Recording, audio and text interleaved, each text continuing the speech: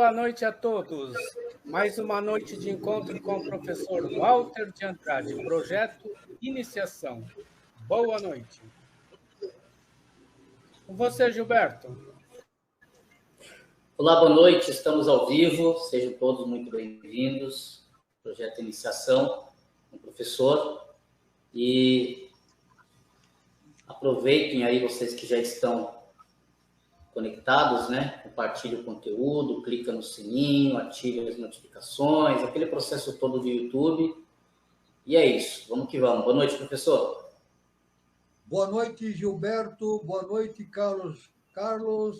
Boa noite a todos os nossos irmãos que estão presentes aqui na nossa reunião de sábado, né? E eu devo dizer que é realmente uma felicidade e uma honra estar aqui novamente, reunidos com todos, né? Para conversarmos sobre assuntos tão importantes, justamente ligado, definido pelo nosso encontro, que é chamado Projeto Iniciação. Sempre lembrando que o projeto de iniciação é o projeto mais importante que uma pessoa tem para realizar na face da Terra. Não só na face da Terra, no universo, né? Então, aí, projeto de iniciação, estamos iniciando, né? Esse encontro é destinado a dar a base filosófica e iniciática para aqueles que pretendem seguir o caminho da iniciação. A base, são duas bases fundamentais. Justamente os trabalhos de Helena Petrovna Blavatsky, incluindo a doutrina secreta e outros tantos trabalhos que ela deixou, e também os ensinamentos do nosso querido professor Henrique José de Souza, fundador da Sociedade Brasileira de Eubiose. Então está. O objetivo é a síntese do conhecimento, a fim de propiciar aos pretendentes ao caminho da iniciação informações e valores importantes para essa finalidade. A outra finalidade que nós sempre deixamos bem claro, a outra finalidade deste encontro é justamente propiciar a reflexão a respeito do momento evolutivo que a humanidade está vivenciando neste início do século XXI, início da Era de Aquários. Estamos caminhando para uma nova civilização. Isso, ensinamento deixado pelo nosso querido mestre professor Henrique José de Souza. Estamos caminhando para uma nova civilização. Então, todos aqueles que querem desenvolver o seu projeto de iniciação têm que, necessariamente, filiar-se a uma escola iniciática. Então, a pessoa vai escolher a escola iniciática que for do seu agrado, né? Mas, de nossa parte, nós indicamos aqui que a pessoa venha fazer os cursos da Sociedade Brasileira de Eubiose. O curso inicial é o curso Grau Peregrino. Já está sendo realizado em todo o país, né? Então, depois são mais 4 graus, totalizando 5 graus.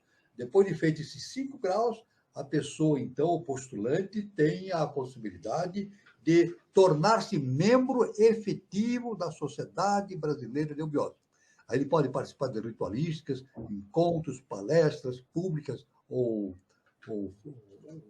fechadas da eubiose, né? Pode participar de todas as atividades da Sociedade Brasileira de Eubiose. E, principalmente, ele tem a possibilidade de ler as revelações do nosso querido mestre, do nosso augusto mestre, professor Henrique José de Souza, que são milhares e milhares de páginas de autoconhecimento filosófico e cósmico, né? Então, aí está o convite. A pessoa vai perguntar, como é que eu faço, então, para começar o curso de eubiose? É muito simples. Entra no Google, digita lá, no busca do Google, digita lá, Sociedade Brasileira de Eubiose. Vai aparecer o site da Sociedade Brasileira de Eubiose. Entra no site e lá ele vai localizar, só procurar, vai localizar os departamentos que existem no Brasil. Então, ele vai entrar em contato com o departamento adequado, né?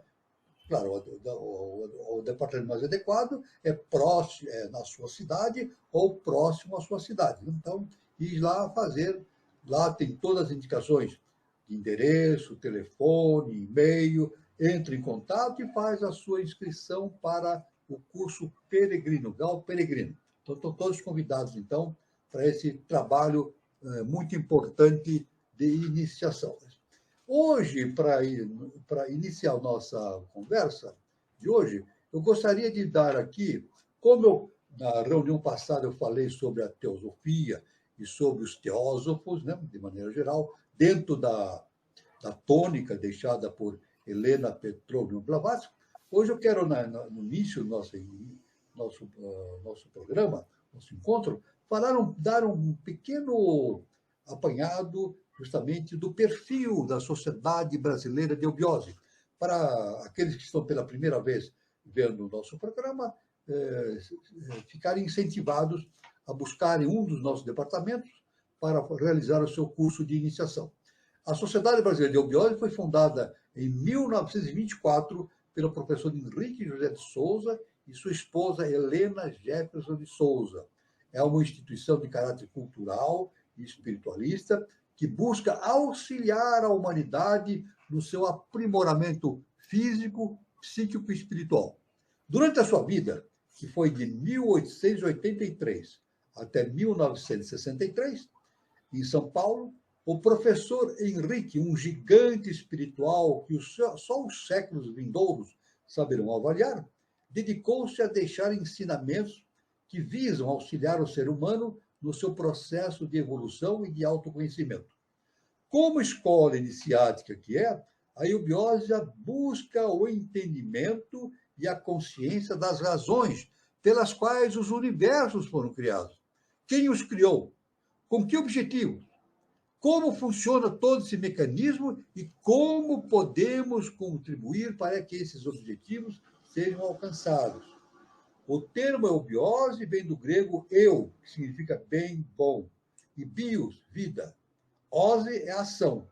Então, assim, seu significado pode ser definido como a ciência do bem viver, no sentido da integração do indivíduo consigo mesmo, com a sociedade e com o universo. Busca as respostas para o grande enigma da humanidade. Esse é o grande enigma. Quem sou? De onde venho? Para onde vamos? Bom, são as três grandes perguntas. A Sociedade Brasileira de Eubiose tem, entre outros, os seguintes objetivos: estudar a cosmogênese, história da origem do universo, a antropogênese, que é a história da origem da humanidade, e a história da obra, ou seja, tudo o que ocorreu desde o princípio dos tempos até as eras futuras. Também outra finalidade é promover o estudo comparativo das ciências, artes, filosofias e religiões de todos os povos através dos tempos. Também, finalidade é cultivar a fraternidade universal sem distinção de raça, idade, sexo, gênero, crença ou nacionalidade. Promover a investigação das leis da natureza e o desenvolvimento dos atributos superiores latentes do ser humano a partir de seus próprios esforços e através da prática das mais nobres virtudes, propiciando sua elevação moral e mental. Também, o objetivo da eubiose é promover o espírito da livre investigação científica, a livre investigação filosófica, científica e crítica, caminho capaz de transformar o homem em um ser superior, consciente de si mesmo e senhor do seu próprio destino. Ou seja, busca despertar o seu mestre interno, o seu verdadeiro e único mestre. E, finalmente, a eubiose procura promover ações educativas, culturais e sociais em benefício da criança, do adolescente e do jovem, em cumprimento ao seu lema. O lema da Sociedade Brasileira de Eubiose é um lema vindo do latim, né? Spes messis in semine, que significa a esperança da colheita reside na semente. Outro objetivo é combater o analfabetismo, os vícios, os maus costumes sociais e tudo quanto possa entravar a evolução humana. Os departamentos, em sua maioria, promovem cursos de alfabetização das pessoas que necessitam de alcançar esse conhecimento, de se tornarem alfabetizadas. A eubiose acredita que o Brasil é o berço de uma nova civilização, o que encontra subsídios na miscigenação racial e cultural, sem igual no mundo, como preparação de uma nova forma de pensar, como uma nova forma de ver a vida e a sociedade, as diferenças e o próximo, priorizando o ser, ao invés do ter. Desta maneira, a eubiose coopera com a implantação da era de Aquários, que, de acordo com antigas tradições, já surgiu na América, tendo o Brasil como foco irradiador. A estrutura da eubiose, né? A Sociedade Brasileira de Eubiose conta com milhares de membros espalhados pelo Brasil e pelo mundo. Sua sede está localizada na cidade de São Lourenço, no sul do estado de Minas Gerais, possuindo departamentos e representações no Brasil e no exterior. No Brasil, são mais de 51 departamentos e mais de 41 representações no Brasil. No exterior, temos 2 departamentos, Lisboa e Porto, em Portugal, e muitas representações, entre as quais na Dinamarca, na Inglaterra, no Chile e no Japão. E, conforme a didática do seu fundador, professor Henrique José de Souza, a eubiose deve ser simultaneamente escola, templo e teatro, uma forma alegórica de se dizer que ela se dedica ao aperfeiçoamento global do indivíduo através das 3 vertentes fundamentais da personalidade: a razão, a emoção e a vontade. Elas devem ser desenvolvidas em conjunto, dizemos, a razão, a emoção e a vontade, né? Para que o ser humano possa alcançar uma verdadeira transformação interna. Além disso, a eubiose, funcionando como uma verdadeira escola iniciática, na melhor acepção do termo, ela fornece as chaves para que o aluno se transforme por si mesmo. O curso, como já dissemos, é feito em 5 etapas, que o aluno frequenta como sócio postulante. A etapa inicial, preparatória, é seguida de 4 graus subsequentes, findos os quais o aluno ingressa como sócio efetivo na série interna. Então, torna-se membro daquilo que nós denominamos de série interna. Nesse caminho, o aluno aprende, entre outras coisas, sobre os 7 corpos do ser humano, as leis básicas da natureza, a lei da evolução, a lei da causa e efeito, a lei dos ciclos, as leis universais, a história secreta da humanidade, o que é e como funciona o mecanismo da reencarnação, o que são avataras, como se manifesta e com que objetivo. Então, está este apanhado geral sobre a eubiose, né, para todos aqueles que desejem seguir o caminho justamente do projeto de iniciação. Então, a eubiose está à disposição para todos aqueles que desejam seguir esse caminho. Tudo bem? Será uma honra muito grande tê-los como aqueles que querem, tê-los como participantes da nossa escola. Muito bem. Nós aqui estamos no nosso encontro desenvolvendo justamente a análise e estudo sobre a antropogênese. Antropogênese dentro do foco determinado pela teosofia de Helena Petrovna Blavatsky e da eubiose determinada por aquilo que foi nos ensinados pelo nosso querido mestre, professor Henrique José de Souza. Então, nós estamos continuando o estudo sobre antropogênese. Né? Então, continuando então o que falamos no nosso encontro no sábado passado, podemos dizer que os filhos de Mahati são os vivificadores da planta humana. São eles as águas que caem no árido solo da vida latente e a chispa que vivifica o animal humano. Então, os Mahatis são os seres da vida espiritual eterna. No princípio, alguns só exalaram parte da sua essência no Manushya, homens, e alguns tomaram o homem por morada, vieram viver fisicamente entre os seres humanos. Isso mostra que nem todos os homens foram encarnações dos divinos rebeldes, somente uns poucos dentre eles. Aí já falamos, então, explicamos no encontro passado, sobre esse termo, os divinos rebeldes. Então, o resto só teve o 5º princípio ativado pela chispa arrojada nele, o que significa entre a grande diferença entre a capacidade intelectual dos homens e raças.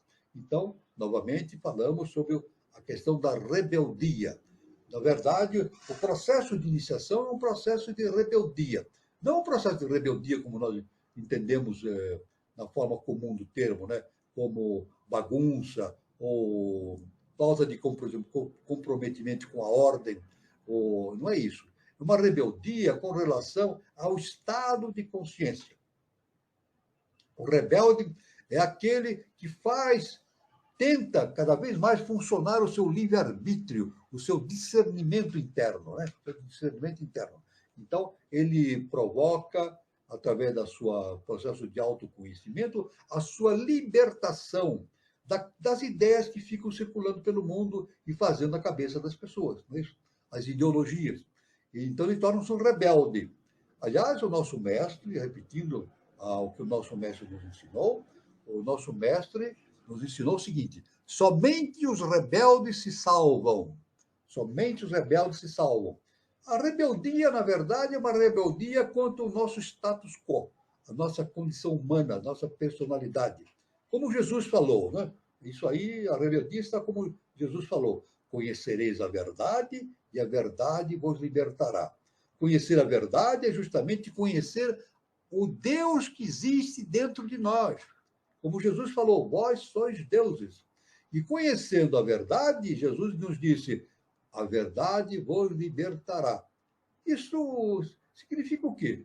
A verdade vai nos libertar do quê? De nós mesmos, das nossas limitações. A verdade nos liberta das nossas limitações humanas, ou seja, através do autoconhecimento.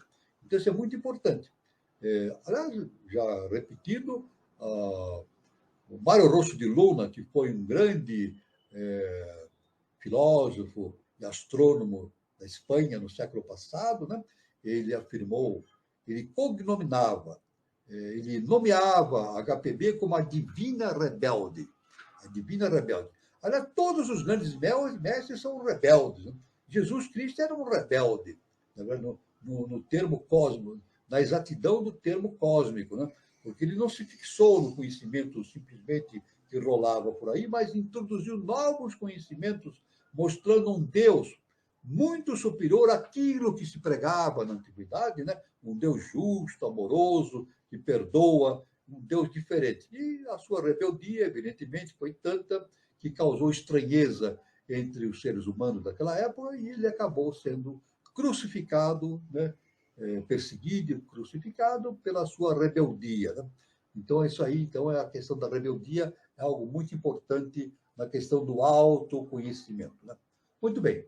A esta rebelião da vida intelectual contra a mórbida inatividade do espírito puro, devemos o que somos, seres humanos conscientes de si mesmos e pensantes, com as possibilidades e atributos dos deuses em nós, tanto para o bem como para o mal. Portanto, os rebeldes são os nossos salvadores. Então, todos os seres que nos ensinam esses ensinamentos fantásticos do universo, nos ensinam o caminho da rebeldia, justamente o caminho da superação das nossas próprias limitações. Não é verdade? Então, este estado de rebeldia faz com que nós despertemos em nós os nossos atributos divinos e retornemos à casa do Pai, como Jesus nos falou, né? Através da parábola do filho pródigo, né? A volta à casa do Pai. Só pela força atrativa dos contrastes podem os dois polos, espírito e matéria, serem cimentados juntos na Terra, difundidos no fogo da experiência consciente de si e do sofrimento, encontrar-se unidos na eternidade. Aí, justamente, essa afirmação demonstra aquele grande enigma que para a humanidade existe, é a relação entre bem e mal. Né? O nosso mestre, o professor Henrique de Souza, ele nos ensinou, já no final da sua existência terrena, quando ele foi para os mundos superiores, né? Ele disse que ele gostaria que todos os discípulos, né, entendessem justamente a natureza da polaridade. Então, ele nos disse, quem entende a polaridade, entende tudo. Então, veja bem que interessante, o entendimento da polaridade. O pai do homem físico primitivo, o corpo, é o princípio etérico, vital, que reside no Sol. A Lua é a mãe. A causa deste misterioso poder, que tem uma influência decisiva na gestação e geração humana. Então, veja bem, é essa polaridade que existe, a Lua e o Sol. Na verdade, a Lua é o passado, o Sol é o futuro. Nós viemos da Lua. Nós, seres humanos, em nossa existência passada, isso anterior, em outros ciclos evolutivos, nós vivemos na Lua com a consciência animal. Depois fomos trazidos para a Terra. E aqui na Terra, justamente em meados da raça lemuriana, nós recebemos a possibilidade do desenvolvimento da tríade superior. Então, nos tornamos seres humanos. Nos tornamos seres humanos aqui na Terra, vindo da Lua. E depois, agora, o nosso caminho é nos tornarmos seres super-humanos, através do processo da iniciação e o desenvolvimento do estado de adeptado. Assim, o nosso mestre diz que o futuro da raça humana é tornar-se uma raça de adeptos. Então, essa aí é o caminho do ser humano, e isso é inevitável. Isso é inevitável. Todo ser humano vai chegar ao estado de adeptado, e o estado de consciência subdivino, divino, é o caminho de todo ser humano, justamente comandados pela lei cósmica universal, justa e perfeita, né? O vento ou éter, que representa o agente transmissor por meio do qual estas influências descem dos luminares e se difundem sobre a Terra, mas só o fogo espiritual faz do homem uma entidade divina. Aí está a natureza do fogo espiritual. Justamente este atrito entre espírito e matéria, esse atrito produz o fogo, que é justamente o fogo espiritual, que é justamente o produtor da evolução humana, o atrito, né? O atrito, já falamos isso em outras oportunidades, né? Esse atrito produz o fogo, e o fogo realmente espiritual faz do homem, torna o homem uma divindade divina, é isso. E esse fogo vem do próprio Sol, o Sol, que é o centro do nosso sistema solar, né? É o nosso universo. Como a HPB, Helena Petrovna Blavatsky, nos ensinou, que quando ela falava de universo, ela se referia ao nosso sistema solar. Perfeito? Este fogo espiritual na alquimia é o hidrogênio, um gás, só em nosso plano terrestre. É o pai gerador, a base tanto do ar como da água, e é fogo, ar e água numa palavra. 3 em 1, ou sobre os 3 aspectos. No mundo da manifestação ou da matéria, é o símbolo objetivo e a emanação material do ser subjetivo, entidade puramente espiritual na região dos númenos. O que são os númenos? Aquilo que está atrás dos fenômenos, anterior aos fenômenos. Númen é aquilo que acontece no plano superior, e fenômeno é aquilo que acontece no plano objetivo, né? Então, isso aí, então, o fogo nos leva justamente para esse estado do entendimento dos númenos, do númen. É o tote, ou nos gregos, o O hidrogênio não é água, ainda que eu a produza. O hidrogênio não é fogo, ainda que o manifeste eu crie. Nem é ar, ainda que se possa considerar o ar como um produto da união da água e do fogo, posto que o hidrogênio se encontre no elemento aquoso na atmosfera. É o 3 em 1. O segredo desses fogos era ensinado nos mistérios de todos os povos antigos, principalmente na Samotrácia, na antiguidade. Os cabiros, que são idênticos aos kumaras e rudras, eram os fogos sagrados personificados dos poderes mais ocultos da natureza. O número dos cabiros é incerto. Uns citam 3, outros 4, outros 7. Então, aí varia, dependendo da origem desses ensinamentos. É isso? Os alter egos de 4 kumaras são representados por Axieros, Axiocersos, Casmiros, correspondente a Sanat Kumara, Sananda, Sanata Kumara e Sanatana Kumara. Então, esses são nomes específicos. Eu devo dizer que na teosofia, neobiose, existe uma quantidade muito grande de nomes. São nomes das hierarquias, do sistema de evolução, etc, etc. Às vezes a pessoa, há um impacto muito grande na pessoa, porque a quantidade de nomes é muito grande e a pessoa tem dificuldade de gravar esses nomes ou a eles se referir. Isso não deve causar estranheza. Então, os nomes são nomes. Com o tempo, a pessoa vai assimilando esses nomes, à medida que ela vai se aprofundando nos conhecimentos, ela vai adquirindo a capacidade de ter esses nomes memorizados. Mas as pessoas não devem se preocupar com isso. O importante, o mais importante no autoconhecimento, justamente no processo que nós chamamos do projeto de iniciação, é entender como as coisas funcionam, o mecanismo pelo qual o universo se manifesta, né? Isso é muito importante. O ponto inicial no processo de iniciação é justamente procurar ter uma visão clara de tudo aquilo que se manifesta, né? Justamente entendendo como as coisas funcionam. Isso é muito importante. Aliás, como eu posso até dizer uma informação interessante, né? Algumas vezes, pelo menos de uma maneira mais forte, né? Um dos alunos que eu dou aula nos graus, né? Fundamentalmente no Manu, né? Então, um dos alunos falou para mim, Walter, é interessante, quando eu estava fora da eubiose, eu tinha algumas dúvidas. Ele falou, quando eu estava fora da eubiose, eu tinha algumas dúvidas. Agora que eu entrei para a eubiose, estou fazendo os cursos, ele como aluno, essas dúvidas aumentaram. Eu tenho muito mais dúvidas do que eu tinha quando eu estava fora da eubiose. Por que acontece? Por que eu estou na eubiose e as minhas dúvidas aumentaram? Então, eu dei uma resposta exata justamente para explicar esse fenômeno. Então, eu falei para esse aluno, e falo sempre para os alunos que falam isso, né? Eu digo assim, a questão não é que as suas dúvidas aumentaram. Não. O que aumentou foi os seus horizontes.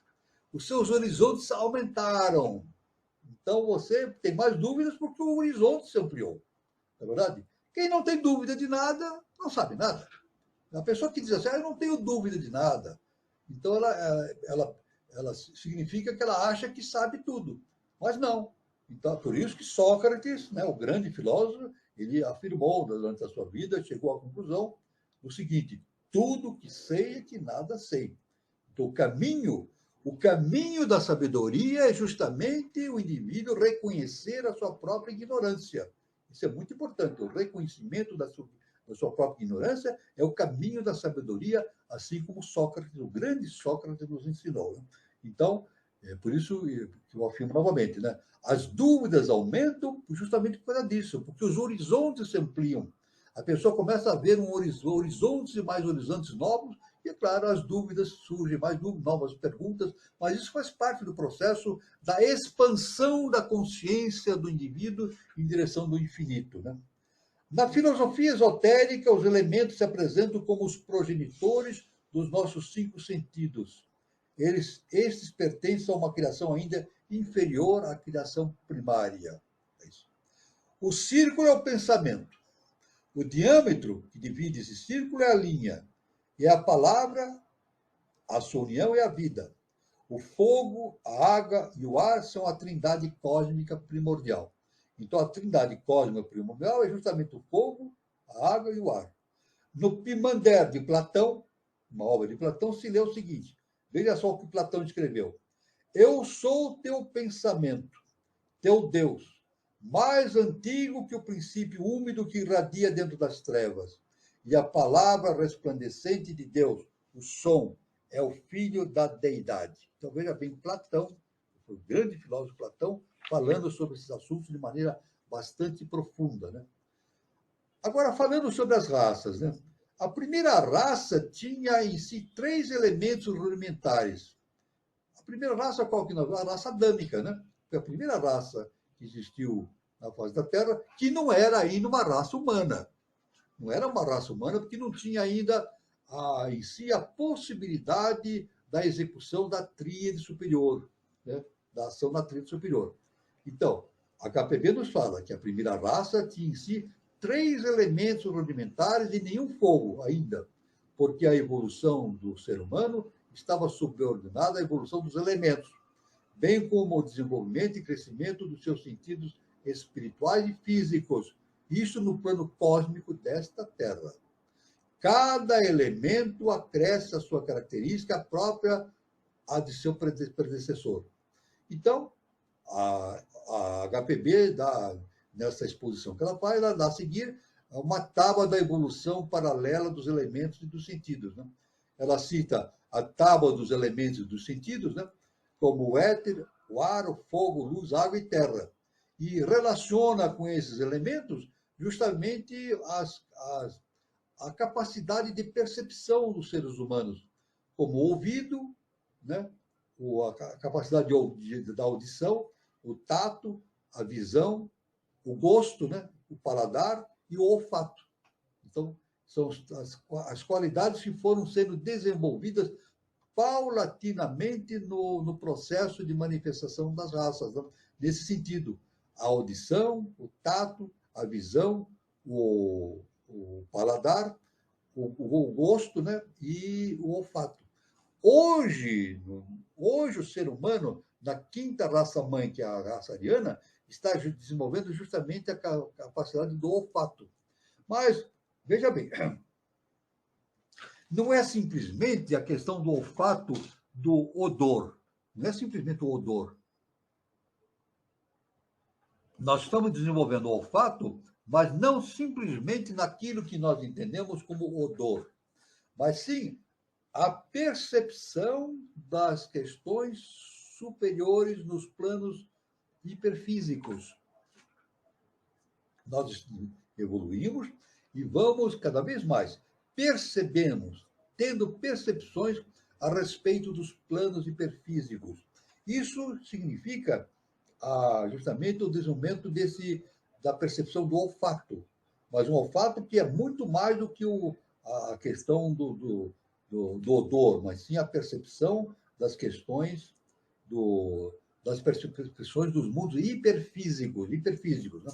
Hiperfísico que eu digo é o vital, o astral, o mental e a tríade superior, constituída pelo mental superior, por Budi, né, que é o princípio da intuição, e Atman, que é o princípio, o Cristo dentro de nós. Né? Os deuses ou Chohans procedem da matriz do mundo, e a humanidade procede dos deuses, os agentes ativos do cosmos. Brahma é uma deidade manifestada e, portanto, criada ou condicionada. Brahma, que é o primeiro trono, é uma entidade manifestada, criada e condicionada a esse tipo de manifestação que lhe é característico. Né? Então, a diferenciação, como a HPB nos ensina, se processa da seguinte maneira, de cima para baixo, né?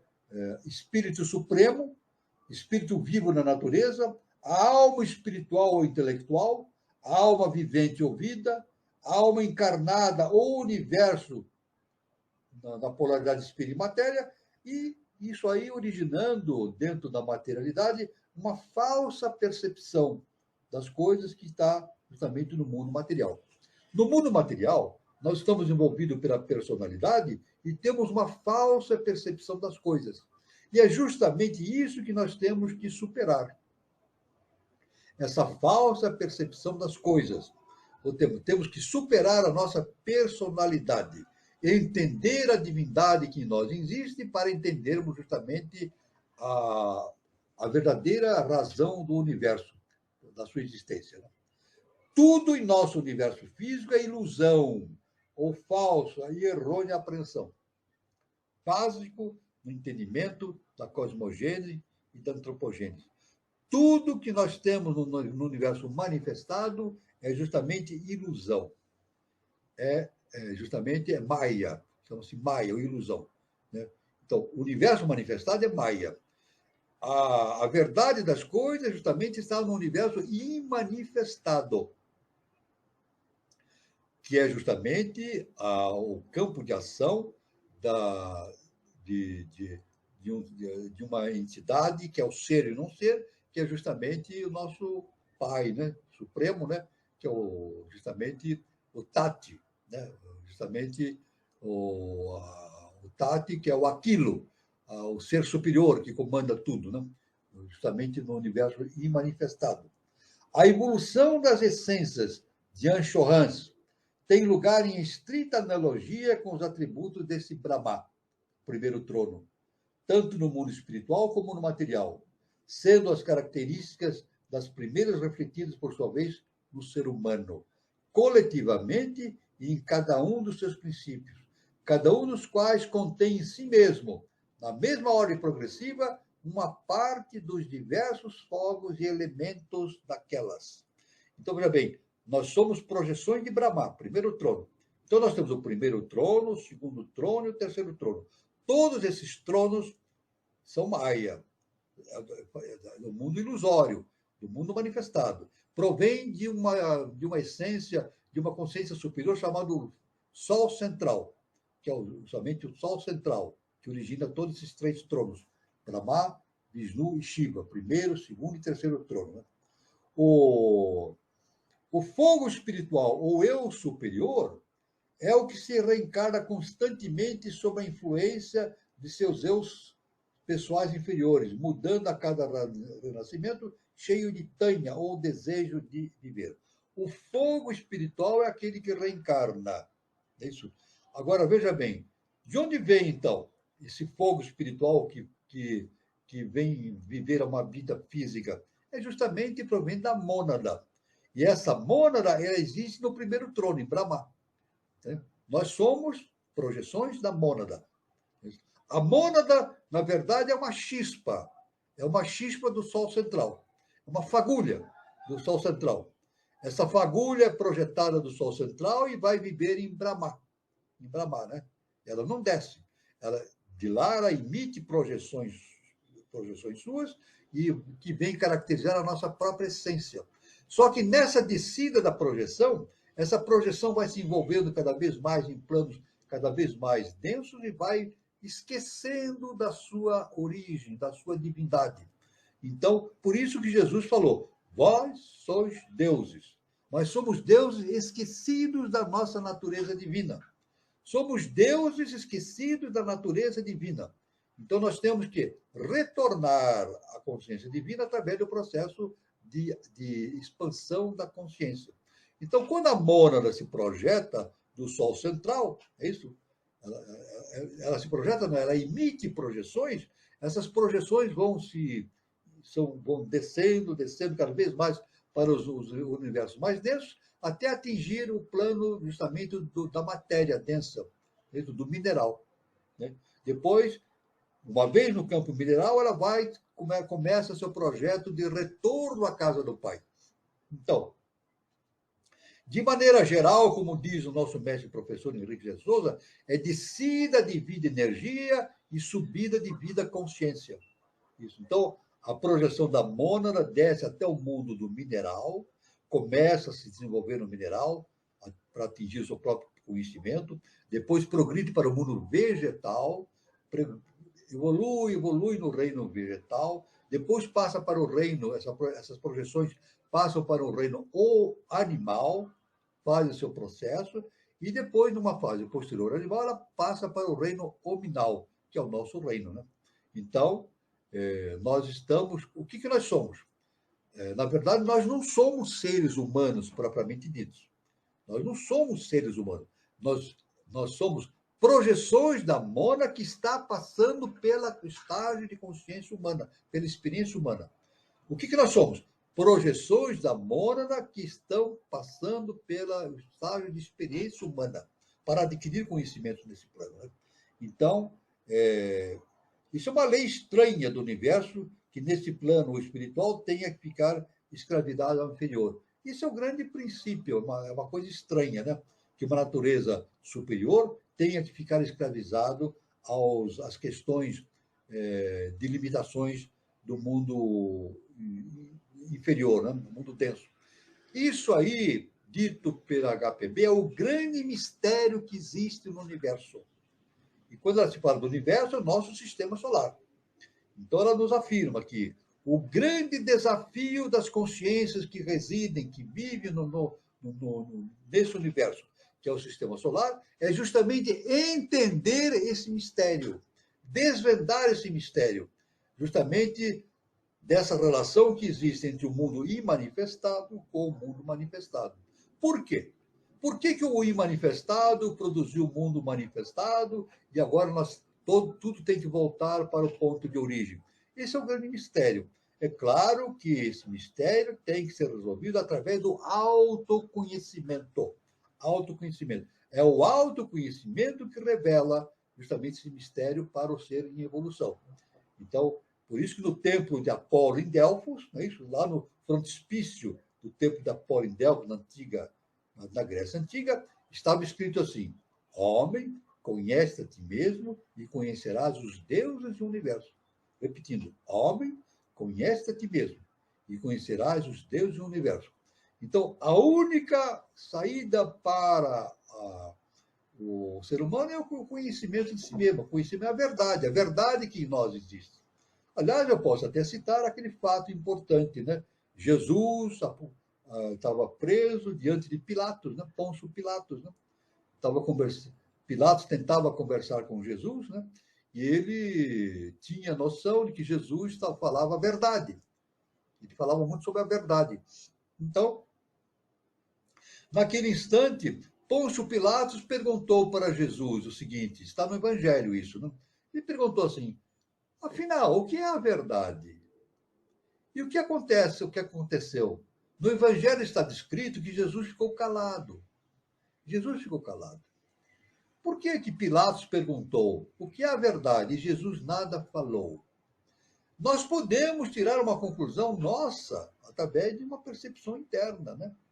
Mas podemos perceber, é como se Jesus, na sua mudez, na sua não manifestação por palavras, dissesse para o espírito de Pilatos: você quer conhecer a verdade? Então vá atrás dela. Conheça a ti mesmo. Produza seu autoconhecimento. A verdade está dentro de você. É isso? Ele podia ter falado isso, mas não falou. Pilatos teria que descobrir isso por si mesmo. A verdade está dentro de nós. Está dentro, porque nós temos Deus, a divindade dentro de nós. Na verdade, esse mundo imanifestado se projeta no manifestado, faz a projeção no manifestado, nas variações das formas, né? Existe uma grande variedade de formas no mundo manifestado. Mas uma verdade é importante para entender como as coisas funcionam.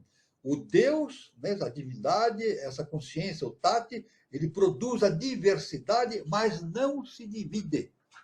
Veja bem, ele produz a diversidade, mas não se divide.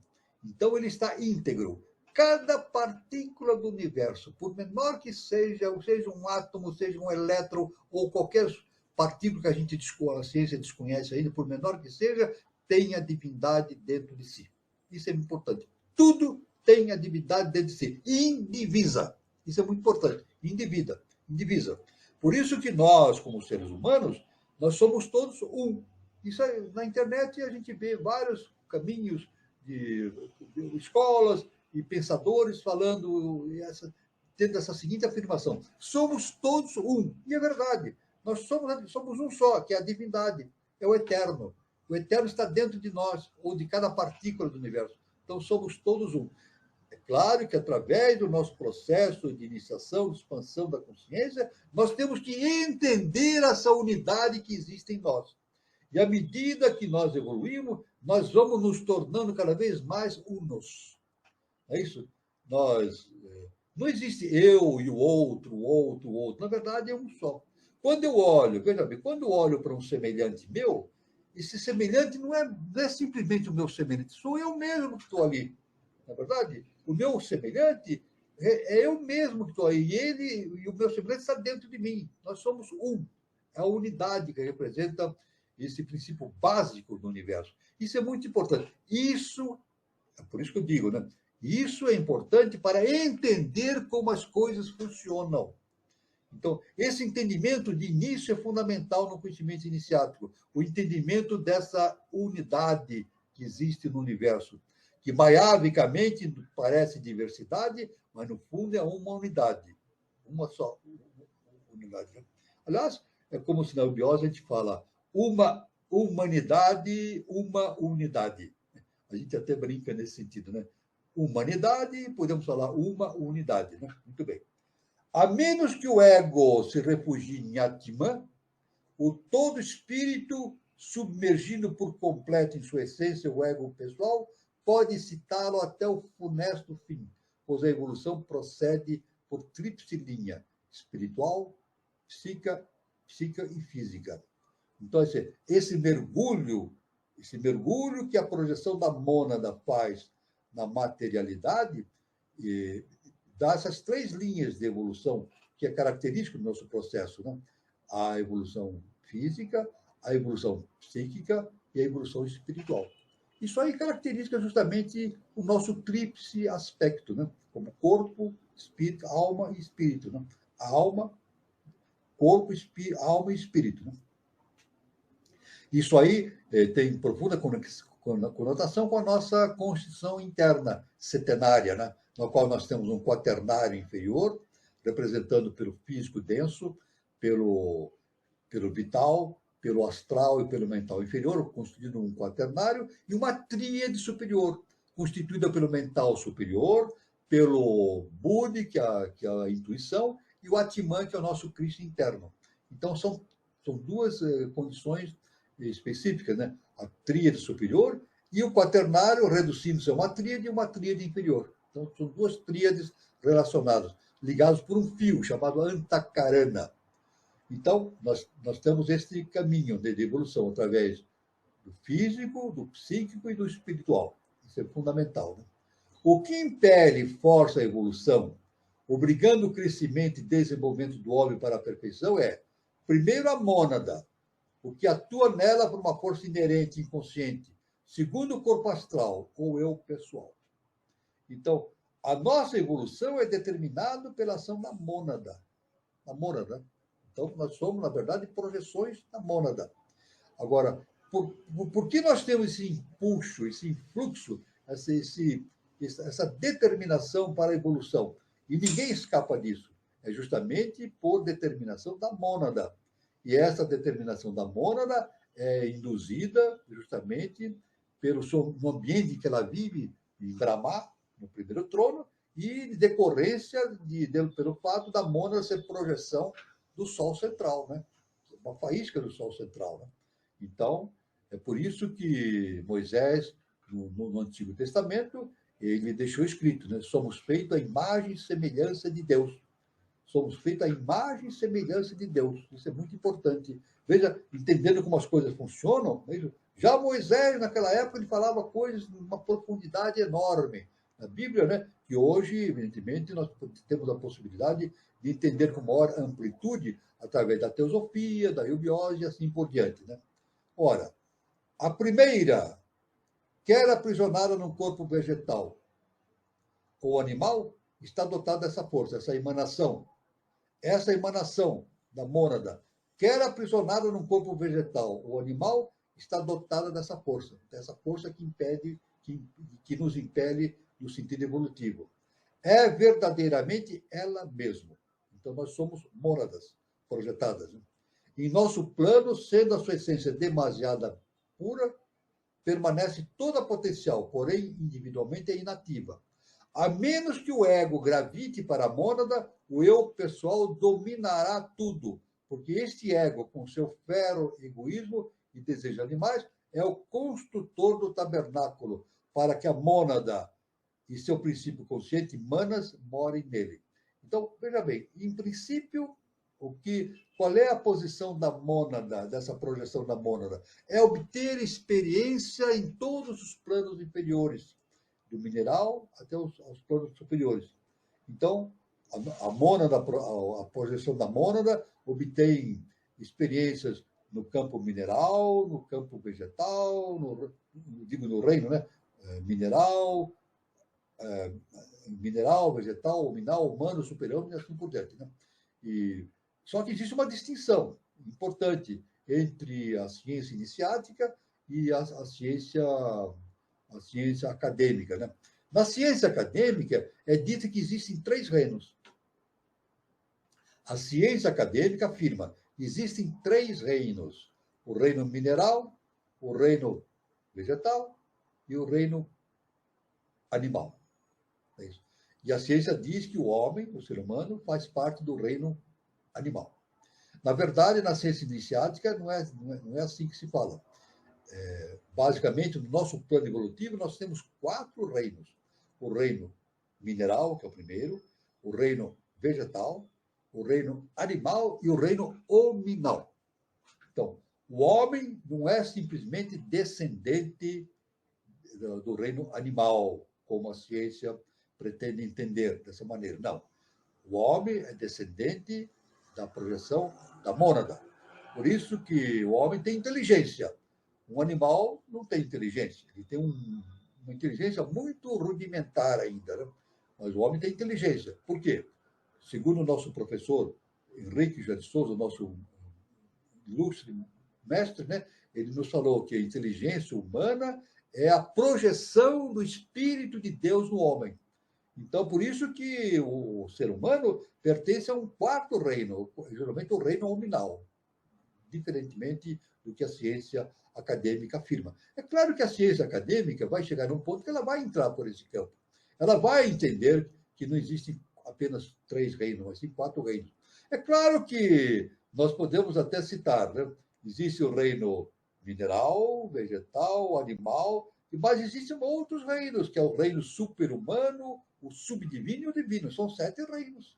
Então, podemos dizer que existem 7 reinos, desde o mineral até o mundo divino, e que nós estamos caminhando. Né? A nossa essência monádica, em nós projetada, está caminhando por este mundo, esse progredir de mônadas, nesse progresso em direção dos mundos superiores.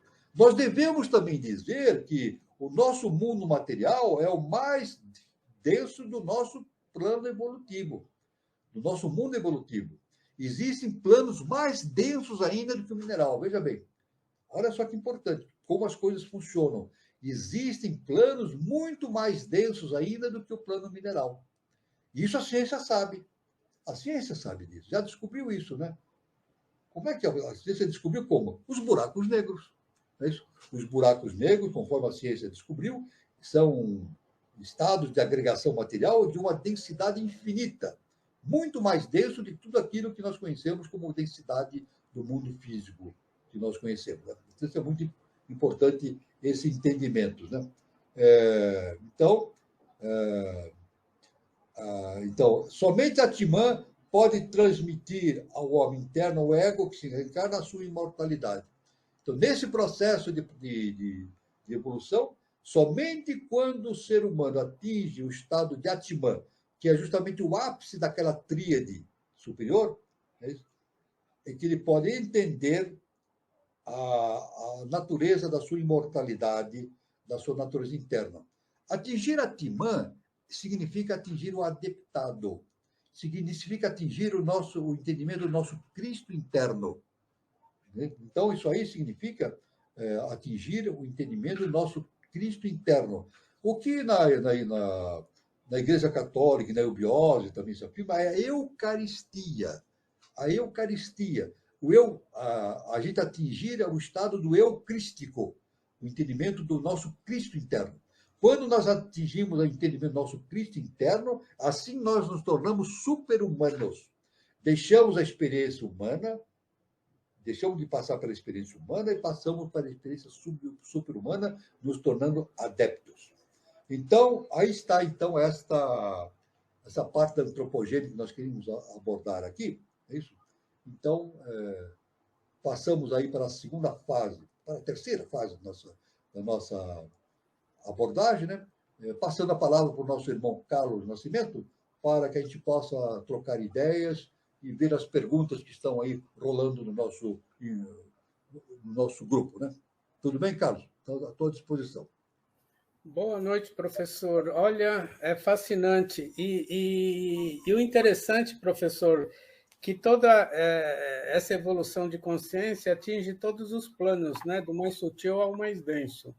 Sim, E a sim. gente chega à conclusão, professor, que a humanidade está na sua infância, né? É como se ela ainda tivesse muita coisa para aprender, para assimilar e para realizar, né, professor? Exato. Um momentinho, deixa eu só anotar aqui uma coisa. Tá. E continuando, o professor, Está na sua. Exatamente. o interessante é que o homem ele tem a capacidade de interagir com tudo isso. Agora, eu não sei até que ponto os outros reinos, o animal, o vegetal e o mineral, eles podem interagir com essa situação, como o homem Nós, ele tem o poder de interagir, né? realmente nós estamos passando pela infância ainda. Né? Aliás, veja bem, interessante, né? Esse grande pensador que eu falei, né, da Espanha, o Mário Rosso de Luna, não é isso? Que foi um grande astrônomo e pesquisador e filósofo e conversou com o nosso mestre, né? Ele teve contatos com o nosso mestre. Ele esteve no Brasil, inclusive, na época, né? No início do século XX. Né? Então, ele classifica o ser humano, sabe como? Como impúberes psíquicos. Ele fala, o ser humano são impúberes psíquicos. Quer dizer, nós não atingimos ainda a puberdade. Então, nós somos na infância, realmente, como você falou. A nossa condição é de infância, infantil ainda, né? Nós ainda estamos caminhando para atingir a puberdade, a adolescência. E justamente é o caminho que nos leva ao estado superior de entendimento. Né? Na verdade, isso significa as dimensões. Né? Quando a gente estuda antropogênese, a gente lida com dimensões. As dimensões, né? Nós passamos já tudo que está relacionado com a primeira raça mãe está relacionado com a primeira dimensão. A segunda raça mãe está relacionada com a segunda dimensão. A terceira raça mãe, inicialmente, está relacionada com a terceira dimensão. Repetindo, a primeira raça mãe com a primeira dimensão. A segunda raça mãe, a segunda dimensão. E a terceira raça mãe lemuriana, ela começa na terceira dimensão, depois recebe a tríade superior, em meados da sua evolução, e recebe a possibilidade do desenvolvimento da quarta dimensão. A quarta dimensão está relacionada também com a possibilidade do desenvolvimento do livre-arbítrio pela tríade superior. E justamente a raça Atlante desenvolve a quarta dimensão. Né? A raça Atlante desenvolveu o que? Perfeitamente o mental inferior, o mental concreto. Então, justamente ligado à quarta dimensão. E nós, da quinta raça mãe, nós estamos desenvolvendo a quinta dimensão. Olha só que importante, como as coisas funcionam. Estamos desenvolvendo o caminho para a quinta dimensão, ou o quinto sistema evolutivo. Nós estamos desenvolvendo para o quinto sistema evolutivo. Então, no processo evolutivo da Terra, nós temos que terminar o processo evolutivo da Lua, realizar o processo evolutivo da Terra e realizar o processo de uma quinta coisa. Então, temos que fazer o estágio 3, 4 e 5. Então, grande parte da humanidade, como o nosso irmão falou, realmente está justamente na terceira dimensão. Terceira dimensão. Isso aí, atualmente, na internet, as pessoas, os estudiosos, aqueles que se dedicam a esse estudo, eles estão falando muito sobre essa questão da terceira dimensão, da quarta dimensão e da quinta dimensão. Né? Então, a terceira dimensão são aqueles que vivem na infância completa, né? Uma experiência animal ainda na esfera emocional muito baixa ainda, né? No instinto. A quarta dimensão, o indivíduo que está ligado com o mental ainda, uma experiência atlante, o mental inferior. E aqueles que estão já trabalhando na quinta dimensão, característica da quinta raça manheriana, já estão caminhando para o desenvolvimento de uma consciência superior e de desenvolvimento de uma nova civilização. É por isso que o nosso mestre deixa bem claro, isso é muito importante, faz parte do foco que nós temos no nosso encontro aqui, o nosso encontro projeto de iniciação, a razão de ser da era de Aquários, né? Esses 1000 anos que nos liga ao ano 3005. Por isso que o nosso canal chama-se Conexão 3005, unindo o ano 2005, que foi a manifestação, o início da manifestação do Avatara Maitreya, 2005, originando a era de Maitreya, até o ano 3005, que será um estágio bastante específico de desenvolvimento da raça ariana. Isso, com o surgimento, do início do surgimento de uma nova civilização. Isso é muito importante, o entendimento de todo esse mecanismo que o nosso mestre nos ensinou. Perfeito? É isso aí que eu teria que afirmar a respeito dessas dimensões. É algo de enorme importância esse entendimento. Muito bom, professor. Gilberto, tem alguma consideração, alguma pergunta? Sim. Eu só vou um momentinho só, eu só vou fazer uma coisa aqui. Um momentinho só. Eu vou me levantar um pouquinho, eu já volto já. Tá. Sim, vamos lá. Antes disso, eu vou dar boa noite para o pessoal que está acompanhando a transmissão ao vivo. Pedir que vocês deixem o like no vídeo, né? Na transmissão. E para quem estiver assistindo depois, também, vídeo gravado, coloca aí o like no vídeo. Compartilha esse conteúdo aí com os colegas de grupo, de WhatsApp, no Facebook, as pessoas que gostam desse tema. Isso ajuda a tornar o nosso canal relevante mediante a plataforma, né? Eu me levantei para fechar a janela, porque está tendo uma festa de aniversário aqui do lado, né? Então. Tá bom. Estou festejando, eu diria que estende de festejar o aniversário, mas o ruído estava penetrando aqui, então fui fechar a janela. Acontece. Estão numa festa lá, tudo bem. A gente está em outra festa aqui, né? Outra festa. A gente tá na outra balada aqui. A nossa festa é um pouco diferente. Bom, e para o pessoal que ainda não é inscrito no canal, se inscreva ali no canal. Não paga nada, então não custa nada, né? Só clicar no botãozinho ali de inscrição. Toda vez que ativa, né, o sininho.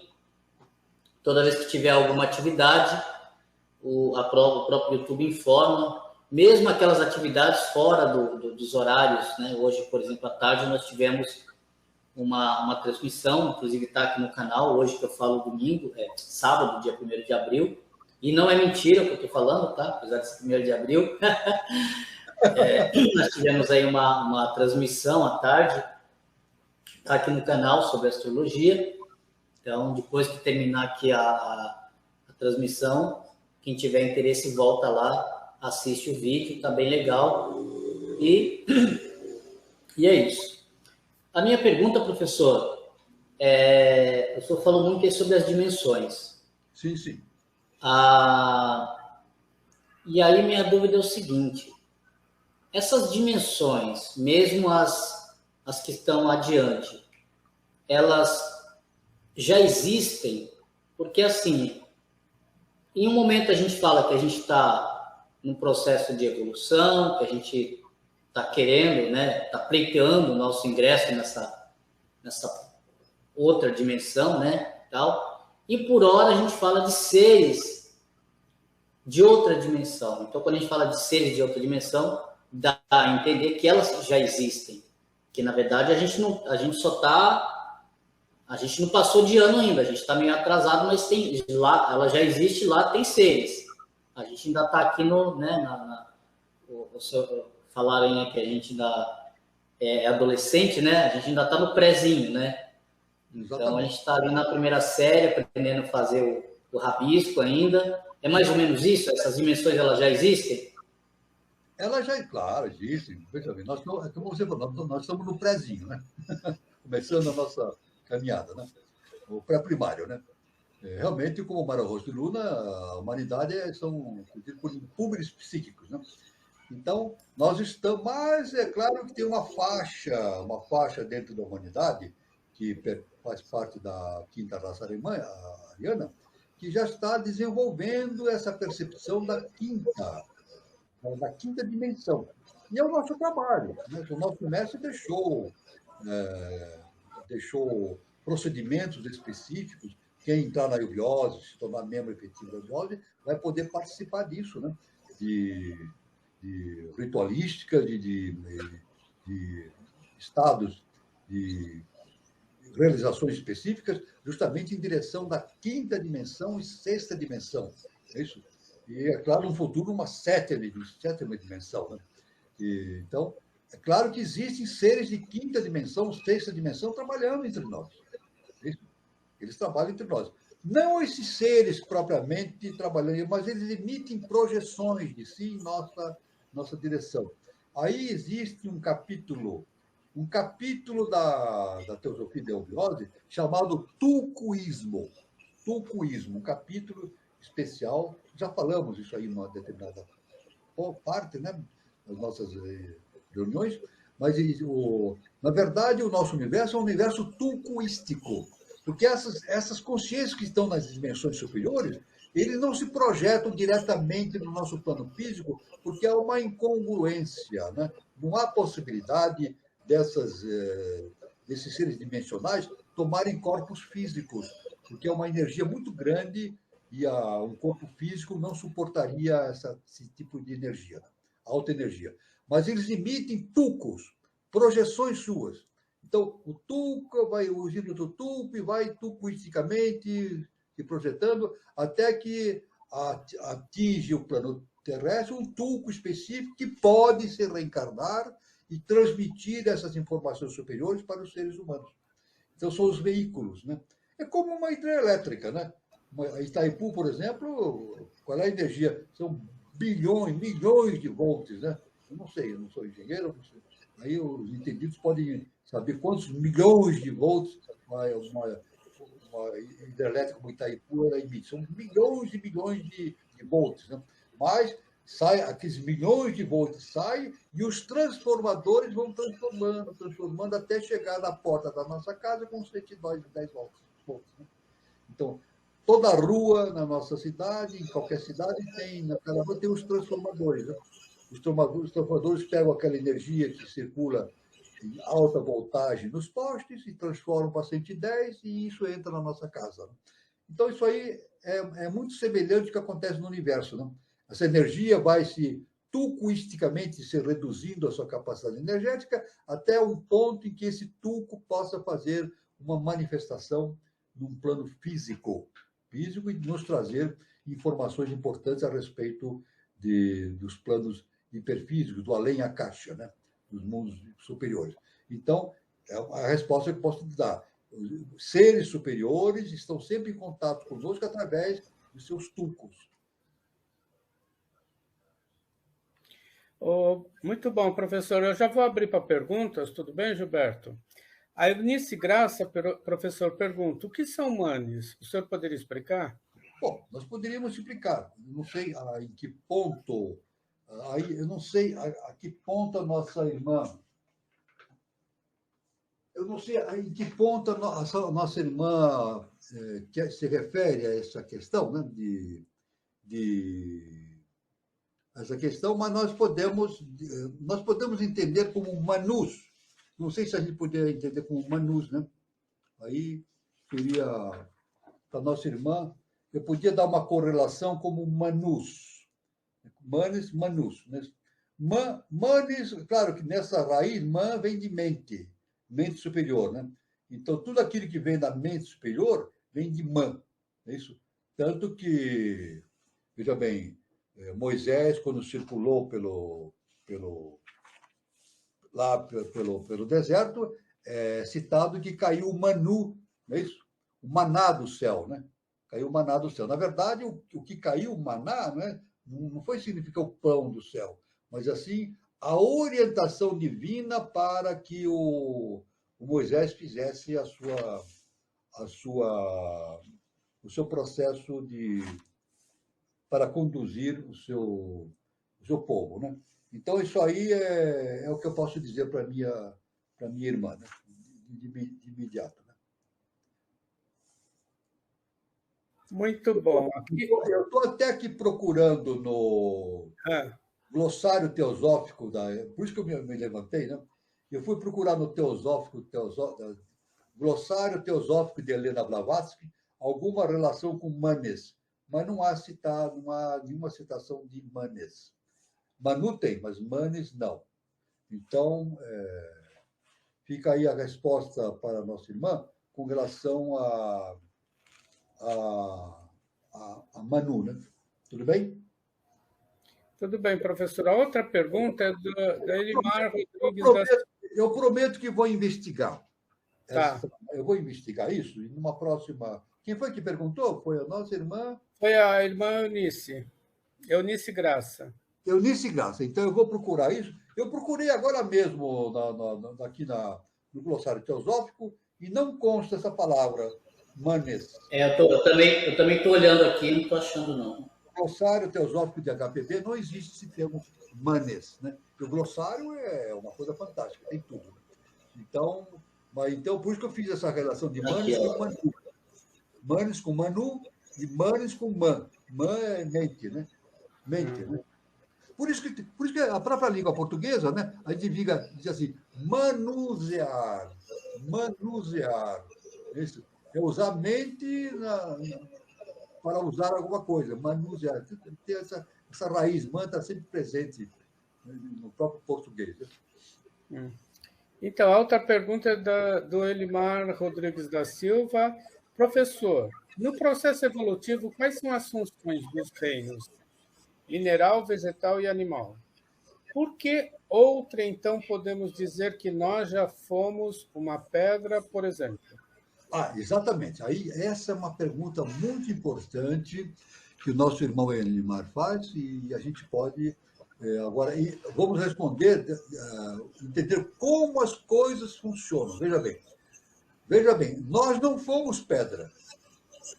Não fomos pedra. Não fomos vegetal. Não fomos animal. E não somos seres humanos. Veja bem, olha só como as coisas funcionam. Nós não fomos minerais, não fomos vegetais, não fomos animais e também não somos seres humanos.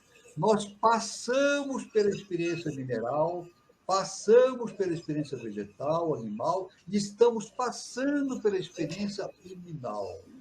Agora, quando eu falo nós, eu estou referindo à projeção da mônada. Eu não estou falando do ser humano em si. Quem adquire a experiência é a mônada.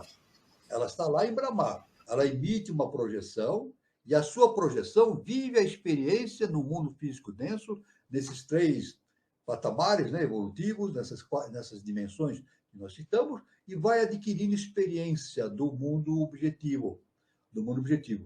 É muito importante entender que a teosofia, o biose, nos indica que a mônada, por mais incrível que pareça, a mônada lá onde está, justamente em Brahma, ela não tem conhecimento do processo que ocorre nos mundos inferiores. Ela tem que se projetar para adquirir esse conhecimento dentro de si mesma. Esse é o grande mistério. Agora vocês vão me perguntar, por quê? Eu não sei responder. Não sei responder. Você vai, por que a mônada se projeta, perde todo o seu conhecimento, torna-se um Deus sem o conhecimento de si mesmo, né? Ele perde a sua consciência divina e depois tem que adquirir conhecimentos e voltar para a volta à casa do Pai. Por quê? Por que o Eterno fez isso, esse processo de manifestação do mundo maiávico? Eu só tenho uma resposta: não sei. Não sei. E esse não sei está baseado naquilo que a HPB deixou na sua doutrina secreta. É o grande mistério que existe no nosso universo. E todo ser humano que existe, que está vivenciando essa experiência evolutiva, vai ter que descobrir isso. Agora, ele vai descobrir como? Essa é a pergunta. Então eu pergunto assim, vai descobrir como? Através de si mesmo. Meu nome é Walter. Agora, veja que isso aqui é importante. O meu nome é Walter. Agora eu pergunto, o Walter vai saber disso? Não, o Walter jamais vai conhecer isso. Porque o Walter é a personalidade. O que é o Walter? O que vocês estão vendo aí na sua frente é Maia. É apenas uma personalidade que mora na rua tal, número tal, tem tantos anos, viveu dessa forma, daquela, participa disso, participa daquilo, mas é a participação da personalidade. Então, na verdade, o Walter é Maia. É Maia. Então, o Walter vai saber disso? Não. O Walter jamais vai saber. Para que a consciência que em mim está projetada entenda todo esse processo, é necessário que ela se liberte do Walter. Isso é importante. É necessária essa consciência, ela tem que se libertar do Walter. É por isso que Jesus, o Cristo, nos deixou. Conhecereis a verdade, e a verdade vos libertará. Isso é importante. Olha só como Jesus, o Cristo, falava simples e direto. Conhecereis a verdade, e a verdade vos libertará. A verdade vai nos libertar do quê? De nós mesmos. A verdade nos liberta de nós mesmos, da nossa personalidade, e nos faz entender a nossa entidade, a nossa verdadeira natureza, que é a natureza deífica. Então, nós, então, respondendo ao nosso irmão Elimar, né? Isso é uma questão de uma enorme profundidade na questão da antropogênese. Né? A mônada, ela vem fazer a sua experienciação no mundo mineral, vegetal e animal. E depois ela passa pelo reino hominal, obtém a sua experiência, retorna depois com o tempo à sua morada, a volta à casa do pai. Esse é o processo indicado pela antropogênese. Agora, por que acontece isso é outra história. É outra história. Esse é o grande enigma universal que existe para ser resolvido pelo ser humano. Agora, somente cada um vai encontrar a resposta dentro. Onde está a resposta? Está dentro de si mesmo. Cada um tem a resposta dentro de si mesmo. Cada um tem que encontrar o Deus que existe dentro de si mesmo e fazer com que esse Deus se manifeste plenamente.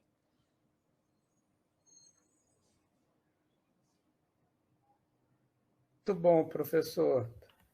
Agora tem a pergunta da Fabiana. Professor, então estamos vivendo nessas 3 dimensões ao mesmo tempo. Já temos pessoas que transitam por elas? Veja bem, quando nós falamos a vivenciar uma determinada dimensão, é ter consciência, viver preso a essa consciência. Né? Então nós dizemos o seguinte: existem pessoas, a grande maioria da humanidade, a grande maioria vive em outra dimensão, na terceira dimensão. Veja bem, isso aí tem muita gente falando isso na internet. Vocês podem pesquisar na internet. Você vê muita gente conversando, trocando ideias, estudando. É um assunto muito discutido hoje, inclusive na internet. A grande maioria da humanidade vive na terceira dimensão. Estão presos ao mundo animal, ao mundo das reações animais. Por isso que no mundo existe tanta agressão, tanto ódio, tanto rancor, tanta guerra. É coisa animal. Isso é coisa do animal, não é verdade? Agora, uma outra parte da humanidade já está na quarta dimensão, isso que é justamente uma dimensão ligada à Atlântida, né? Utilizando o mental concreto. Mas isso aí, o mental concreto não nos dá a possibilidade de entendimentos superiores. E uma parte da humanidade, uma pequena parte, está transitando agora por um estado de consciência chamado uma quinta dimensão. Está começando. A humanidade está começando a desenvolver esse estado de quinta dimensão. Mas quem está nesse início de desenvolvimento da quinta dimensão já tem uma percepção diferente do universo. Tem uma diferenciação. E eu quero dizer o seguinte, que todos aqueles que estão procurando o caminho da iniciação estão procurando o caminho da quinta dimensão. Eu vou repetir. Todos aqueles que estão no caminho da iniciação e procurando esse caminho estão justamente no caminho do desenvolvimento da quinta dimensão. Isso o nosso mestre deixou bem claro, né? O quinta dimensão ou a caminho de um quinto estado de consciência, é isso? Um quinto sistema evolutivo, que corresponde ao segundo trono já. O quinto sistema corresponde ao segundo trono, que é a cor azul, é a mãe celestial, a divina mãe, né? A divina mãe, a nossa mãe divina. É o segundo trono, não é isso? Então, isso aí. Então, nós temos aqui na nossa humanidade seres vivendo em três dimensões diferentes. Na terceira dimensão, na quarta dimensão ou quinta dimensão. Alguns já estão num estágio, são muito poucos que estão justamente num estágio superior, já se aproximando da deputada, mas a gente pode contar nos dedos.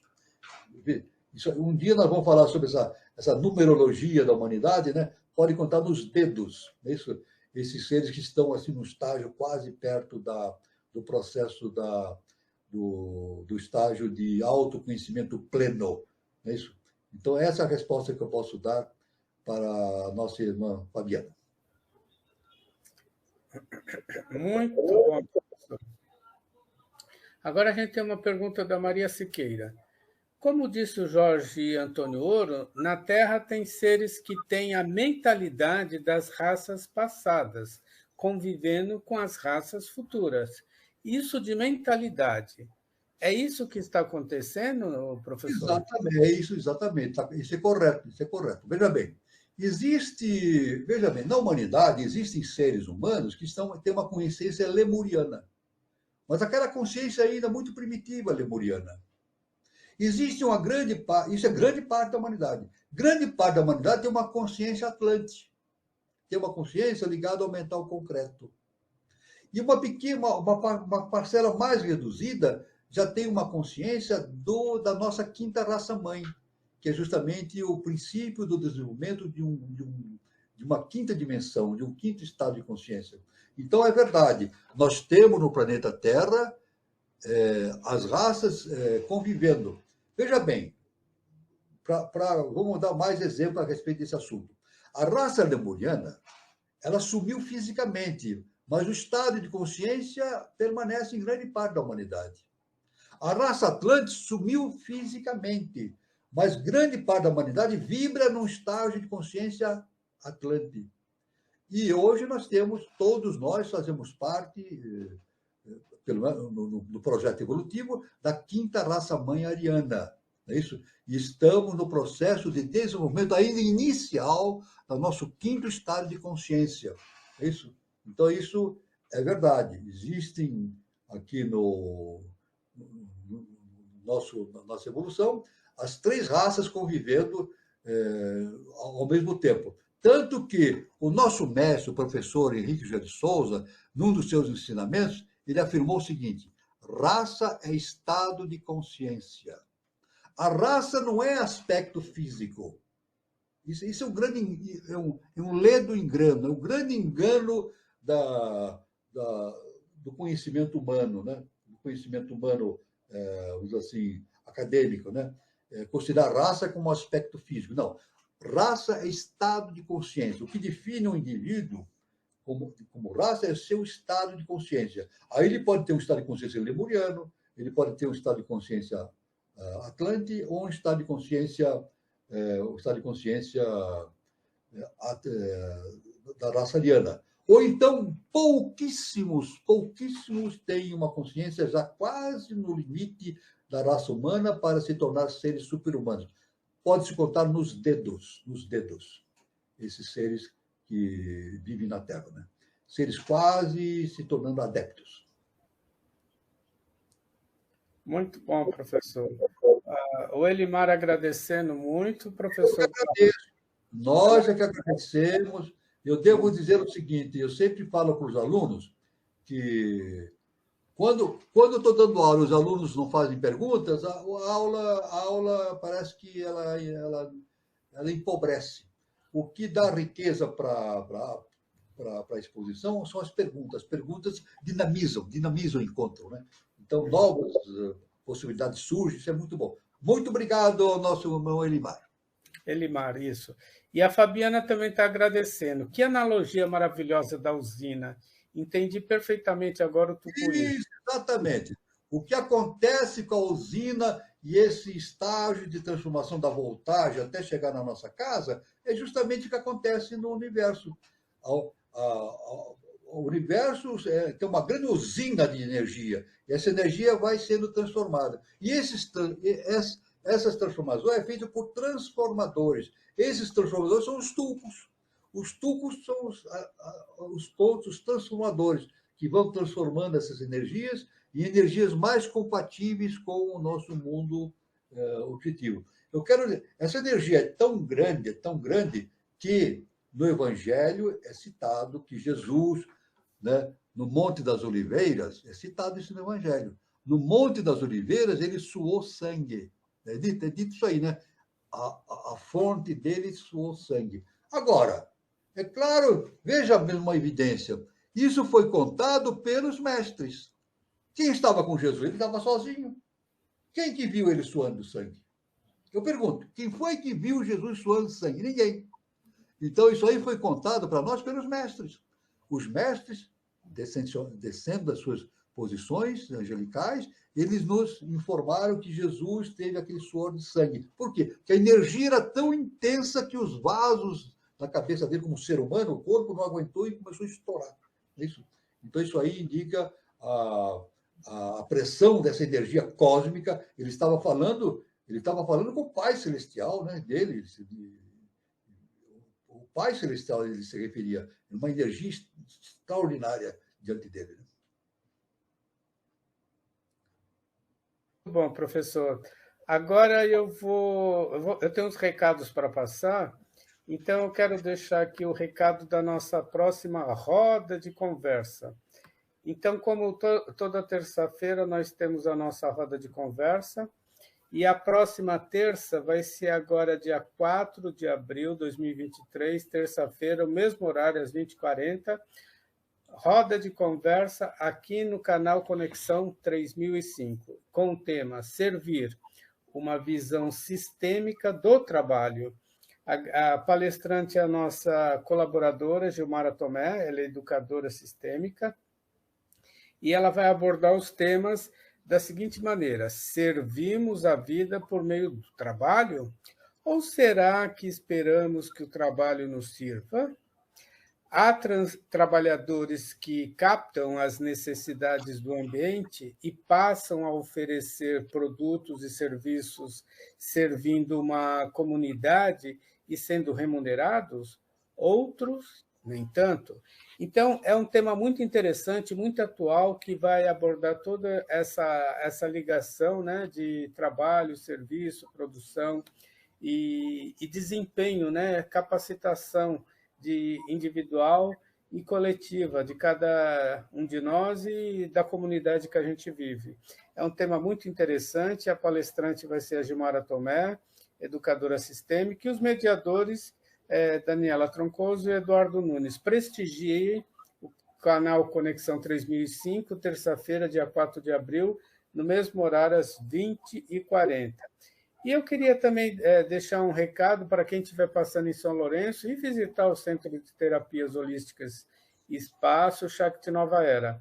Lá em São Lourenço, sul de Minas, fica na Praça Helena Jefferson de Souza 38, anexo 1, São Lourenço, Minas Gerais. Para mais informações, aí tem o WhatsApp, que é prefixo 35 99756 6874, tá?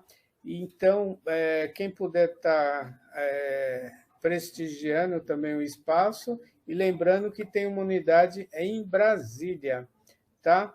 Então, os recados eram esse. Ah, tá. Eu queria também passar o recado da Fundação Henrique José de Souza. Quem puder estar fazendo uma contribuição, o CNPJ está aí, 24.826.406, 1000 ao contrário 96, Banco do Brasil, agência 09830, conta 76325. A Fundação ela faz um trabalho com os idosos muito legal, muito interessante, e quem estiver passando por São Lourenço também visite a nossa Fundação. Então, era isso. Eu quero falar mais uma coisa aqui, viu? Tá, deixa eu ver se tem... Pode falar, professor. Tem aqui essa informação, essa pergunta da Fabiana, né?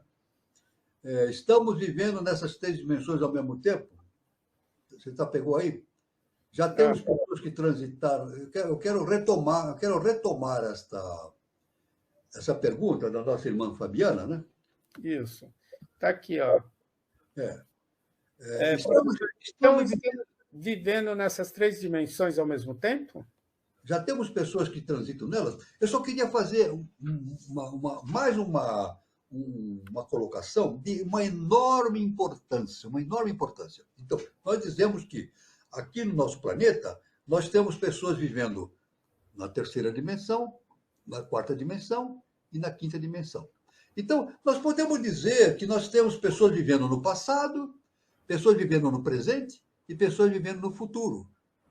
É isso? É isso a conclusão? Pessoas vivendo no passado, pessoas vivendo no presente e pessoas vivendo no futuro. Então, eu faço a seguinte pergunta. A máquina do tempo existe? A grande pergunta que a ciência faz. A máquina do tempo existe? A ciência diz que não. Aliás, um grande físico já falecido, ele afirmou, eu não vou citar o nome dele, né? Mas ele afirmou o seguinte, numa das suas afirmações científicas, ele disse, a máquina do tempo não existe. Por que ele afirma isso? Ele afirmou isso. Porque ele fez uma dedução lógica. Ele disse, se a máquina do tempo existisse, nós estaríamos recebendo a visita de pessoas do futuro. É isso? Então, hoje, nós recebemos uma pessoa do futuro dizendo, olha, eu vim na máquina do tempo, estou visitando vocês. É isso? Agora é o seguinte, a máquina do tempo existe sim. Existe sim. O que é a máquina do tempo? Nós somos a máquina do tempo. A nossa consciência é uma máquina do tempo. Então, por isso que eu tenho um relógio aqui. Esse relógio. Isso aqui é tem um horário internacional e um horário regional, né? Estamos todos vivendo o mesmo horário? Não. Não. Cada um tem o seu reloginho. Uns vivem no passado, outros vivem no presente e outros estão vivendo no futuro. Agora, a importância da iniciação. No projeto Iniciação, nós aceleramos esse processo de ida ao futuro. Isso é que é importante. Nós temos essa possibilidade de agir nessa máquina do tempo e impulsionar a nossa consciência para o futuro. Quando nós nos iniciamos e fazemos o autoconhecimento, a gente está mexendo na nossa máquina do tempo interior, estamos caminhando para o futuro cada vez mais. Isso é importante, esse entendimento. Então, nós caminhando para o futuro. Agora, veja bem, seres que vêm nos ensinar são seres do futuro. Na verdade, Jesus o Cristo era do nosso tempo? Jesus o Cristo não. Yoshua Ben Pandira, que foi veículo do Cristo cósmico, ele era do nosso tempo? Não, é do futuro. Era um ser do futuro. Não era um ser do nosso tempo. Por isso que ele nos ensinou tantas coisas maravilhosas. Siddhartha Gautama também, né? Era um ser do nosso tempo? Não, um ser do futuro. Já estava vivendo no futuro. E outros, o nosso mestre, o professor Henrique de Souza e a Helena Petrova Blavatsky, são seres que vivenciaram suas experiências já em direção do futuro e vieram justamente servir de veículos para esse conhecimento extraordinário que nós temos recebido. Então, é isso que essa informação que eu queria passar para a nossa irmã Fabiana, porque é um assunto fascinante, né? Eu não poderia deixar de citar esse fato, que nós somos a máquina do tempo. Eu não sei se vai dar tempo, mas para fechar, professor, a Maria Aparecida coloca o seguinte: boa noite, querido professor. O senhor se referiu ao nível de consciência lemuriana atuando na atualidade. O senhor poderia citar um exemplo? Grata. Veja bem, o que é um lemuriano? Uma consciência lemuriana é uma consciência que tem uma atividade animal. Ele vive numa consciência, uma atividade animal. É isso? E é difícil a gente encontrar na espécie humana seres que agem como animais? Não é difícil, é facílimo, né? Grande parte da humanidade vive na consciência animal. E eu não estou dizendo situação social, não. Eu não estou falando de situação social, não. Estou dizendo de todos os níveis. Existem muitos dirigentes, né, no planeta Terra e seres que ocupam cargos importantes que agem como animais, produzindo guerras, produzindo confrontos, a miséria humana. Na verdade, não significa posição social, não é posição social, não. Existe uma grande parte, a maioria da humanidade está na terceira dimensão, justamente. Agora, de onde vem isso? Agora a gente pergunta, de onde vem essa consciência animal? Da Lua. Que nós viemos da Lua. Nós viemos, houve um transbordo lunar em um determinado momento e nós viemos da Lua. Então, esses seres que vieram da Lua, uma grande parte que veio da Lua, mantém esse estado de consciência. Eu não estou dizendo eles, estou dizendo nós. Veja, eu não estou me colocando eu num ponto e os outros, não. Estou dizendo nós. Nós, seres humanos, temos essa propensão para essa comportamento animal, né? E é justamente esse processo que nós temos que vencer, através do processo de autoconhecimento, né? E justamente como Jesus, o Cristo, nos ensinou, né? Cultivando o amor, a fraternidade, o perdão. O nosso mestre falou, como Jesus Cristo falou, fora do amor ou do perdão não há salvação. Não há condições de uma pessoa atingir um estado de consciência superior sem ser pelo caminho do amor e do perdão. Isso, os grandes mestres falam isso. Agora, para isso é necessário estar vivendo numa dimensão superior. Então, a consciência lemuriana, eu me refiro a esses seres que há, qualquer ser que age de maneira animal, não pensa, age de maneira violenta, ou outras atividades que não se coadunam com um bom relacionamento humanístico e amoroso, né? Então, se caracteriza como uma consciência lemuriana. Né?